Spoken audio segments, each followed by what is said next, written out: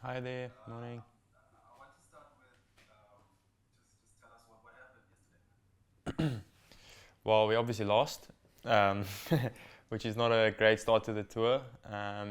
But yeah, we found the conditions quite tricky overall, and I think even if you watched us bowl, the conditions were quite tricky.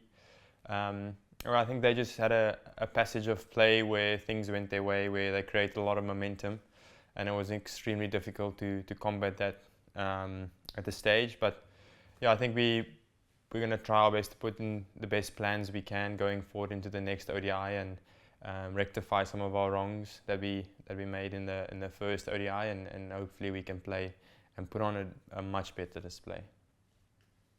Thanks, Ngama. Johan? Hi, Wiaan, maybe you or Lucy, is there any news on Themba being ready? Yeah, I'll take that one, Johan. So, yeah, his recovery is progressing well. He will be at optional training today.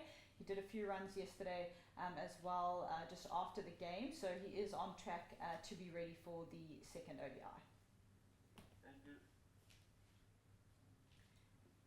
Thanks, Johan. Stu? Thanks, Lucy. Morning, Wiaan. Morning, Sue. Just on your own role, Rob's made no secret he's looking for some all-rounders to create some depth and to add balance in that one-day side. How aware are you of that competition between you and say people like Andile, Jason even, and what do you feel you need to do to put yourself ahead in that race, for lack of a better word? Stu, to be honest with you, I'm not too worried about that. For me, at the moment, I just want to play my best cricket with whatever format that is in. I really enjoy playing for South Africa. It's a dream of mine to continuously play for South Africa and to try and put in performances for us to win a game. And I think like focusing on those, I'm competing with this guy, I kind of lose track of what I actually need to do to just win a game of cricket. So, I mean, I guess we all know who's competing for what roles. We know when Marco comes back, it's no secret you got Player of the Year, South African Player of the Year. So there's no secret that he's going to come back and take his spot. So we're all competing for a spot. But if I just feel like if I focus on that, I'm not going anywhere. I know that in this team there is space for me, even though Marco plays, even though Andy plays, whatever the combinations look like, there's an opportunity for me to play, and that's my focus. My focus is to try and put in match-winning performances. Thanks, Stu. Zahir? Adrian, How's it there? obviously, Ghazanfar was the off spin up front was new to everybody. Yeah. It's the first time you guys were encountering. Just how much prep work was done like beforehand? You obviously played in South Africa in the 19 World Cup earlier this year. How much prep work was done, and what was the conversations afterwards about when the guys walked off? Like, I mean, did they say anything? Could they read him off the hand, off the pitch, or what was the conversation in the dressing room like yesterday? Yeah, sure. So the difficult one was there wasn't a lot of footage on him, which was in terms of our prep before the match, which was made it really difficult. We knew he was just an off spinner. We knew he had like a variation of some sort, but to understand that the variation was going to spin as much as it was away from the batter was right-hand batter was the tricky part for most of us, and that created a lot of insecurity and what option now we're going to play the guy. Um, we did know he came from the under 19s, but he was very raw and is not someone we've come across before. But there was a lot of communication during the game, trying to understand how we're going to play him, what is the method that's actually going to give us a chance to score, as well as be able to see out his best balls. So there was a lot of communication happening during the game, and I think going into today, after the post-match conversation we had at the game, it was all about how we can pick each other's brains to try and go to practice today and get better, and then tomorrow have a better opportunity to, or understand better what we're going to do with the opportunity when he comes. Thanks, Zahir. We're going to look to take one from Morgan and then we'll hand over to Percival for the Afrikaans questions. Morgan? Thanks, Lucy. Hi, Dion. Beyond the And start of the low score, was there a sense in the field that you guys gave yourselves an opportunity and maybe a catch here or there could have just swung things in your favour a little bit? Because for Bjorn in particular was pretty good at the pressure he applied at the spinning. Yeah, I mean, of course, we believed we could defend that. I think the we took into the fielding was that, like, if they can get those wickets on that pitch, and if our batters were struggling, there's an opportunity for us to do the same to their attack. We know how important their first three batters are, so if we can get those wickets early, it gives us an opportunity to really, try and restrict them to a really low score. It's one of those games with such a low score. It's one or two boundaries swings things very quickly. So I think in particular we bowled really well. So I don't think we need to delve too much into that. But I think the important thing is that we believe that we could defend that. And I think we take one more wicket there somewhere. It could be a bang bang, and all of a sudden they're 65 for 6 or 70 for 7 or something like that, and then it looks a lot different. That 100 runs looks a lot different. But I think if we got 140, 150 runs on the board, you never know what could have happened. Thanks, Morgan. I do see that Kaniso and Zahir raised their hands, so I will give them a quick go, and then we will definitely head over to the Afrikaans questions to then wrap up this media off. Go ahead, Kaniso. Thank you very much, Lucy. Wiaan, when you look at a team like Afghanistan in particular, who have made significant strides at under 19 level, I remember when they duffed the under 19s twice in Kimberley and in Poch back in 2020.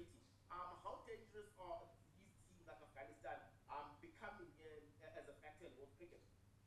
No, they're incredible. It's an incredible side. If you look at their players, they all play in leagues, and they've got some really high-profile players that are gaining experience from all over the world, and that gives opportunity for the other guys to grow and get closer to those guys. Even if you look at the men's World Cup, they had a really strong team that competed in the qualifiers. So personally, I don't think they're a team that should be taken lightly at all. They've got very high skill, and they put us under pressure, and they've put so many teams under pressure over the last couple of years. So it's definitely someone to take seriously, and I think going forward they'll just get stronger and stronger, and they'll narrow the gap between the best in the world and where they are, which is pretty close to that already. Thanks. Kaniso, so here. And obviously nobody likes to lose, but yesterday, I mean, if you look at the bare facts, it was a bit of a big defeat. How much does it hurt to lose like that, and particularly to a side that yes, they're improving, but it's the first time they beat South Africa. And, if you take it in the whole context, just how much does it hurt yourself or the team when you suffer a defeat like that playing for the national side? Yeah, it's terrible. It's terrible, to be honest. I haven't won in a green shirt in a while, so for me personally, it sucks. No matter how well you do, if you lose it as a team, personally, it's just not nice at all. Especially when you're representing your country, you want to represent more than yourself. You want to represent your family, all the people at home, and no matter how well you personally do in days when you're losing, no matter how big the team either, it hurts a lot, and it doesn't send a very good message to the people who support us and do a lot for us to be where we are. So it's a terrible feeling, but it's also something that we can use as motivation, and something we do use as motivation to try and the next time we play to really go out there and give it our all, no matter how hard the conditions, to try and find a way to win a game. And that's our problem solving mindset, I'd say, going into the next game, into the next series, into the games we've played in before, is to try and learn from those. Rob keeps speaking about if you're not learning from losses or learning from the lessons or gaining experience and not learning from that experience and actually taking us forward into your game, you're not actually progressing. So that is our mindset, and that's how we're trying to get better consistently, and to make everyone proud. It sucks to lose, man. It sucks. Thanks. Yeah. Thanks, Zahir. Percival, over to you for one or two Afrikaans questions. Thank you. Yo, this could be interesting.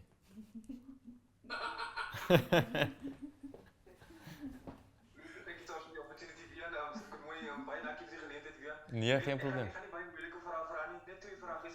Weer net 'n soortgelyke vraag soos my kollega aan Zaire nog gevra het. Net hoe is die gees tans in die kamp op die oomblik na gister se nederlaag soos jy dit reg in Engels gesê het? Dit was nie baie maklik, dit was nie lekker vir julle as nasionale spelers om 'n wedstryd te verloor nie. Maar kan ek ook in jou antwoord, die eerste antwoord, praat gou 'n bietjie ook oor die kolvers van as 'n joernalis moet ek nou skielik praat oor julle kolvertoning? Ja, nee, die gees in die span is goed. Ek dink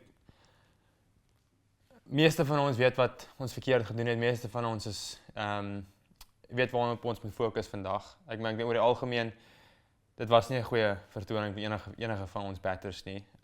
Ek dink maar die belangrike ding is ons moet uitwerk hoe ons hierdie ouens gaan speel. Ek dink daai ou wat ons uitgebou het in die begin, ons het geen idee wat se kant toe die bal gegaan het nie. So dis iets waar ons analysis ons moet beter doen.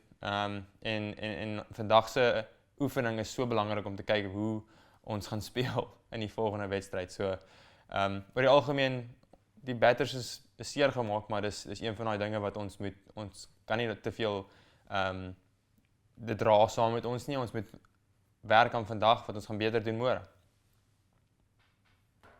En jy gedeeltelik my tweede vraag beantwoord dan, waaraan dink julle moet julle dan werk voor die tweede kragmeting dan? Jy praat van 'n skoolwerk 'n probleem wat julle aan moet fokus?